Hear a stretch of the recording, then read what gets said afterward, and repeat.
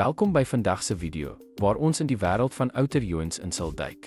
Outerjoens is noodsaaklik wanneer jy ongeëwenaarde data van een of albei tabelle in jou navraagresultate moet insluit, wat jou help om ontbrekende verwantskappe of onvolledige data te ontdek wat andersins ongemerk sou bly.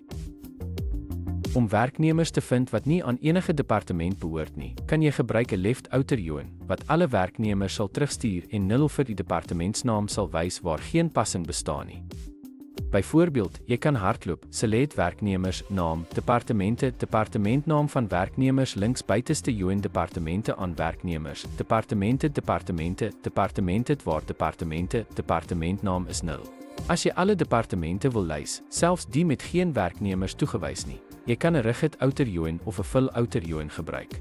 Dit verseker dat elke departement ingesluit is, ongeag of dit werknemers het. 'n Voorbeeldnavraag sou wees: select werknemers, naam, departemente, departementnaam van werknemers regter buiteste joen departemente aan werknemers, departemente. Vir die auditering of kontrolering van data se volledigheid, 'n volle outerjoen laat jou toe om alle rekords van beide tabelle te sien, insluitend ongeëwenaarde rekords. Dit is nuttig om seker te maak dat geen data oor die hoof gesien word nie.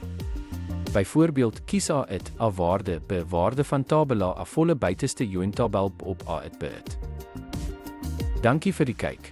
Onthou, outerjoens is 'n kragtige instrument vir die ontleding van data-integriteit, die vind van ontoegekende rekords en die versekering dat geen belangrike inligting uit jou verslae weggelaat word nie.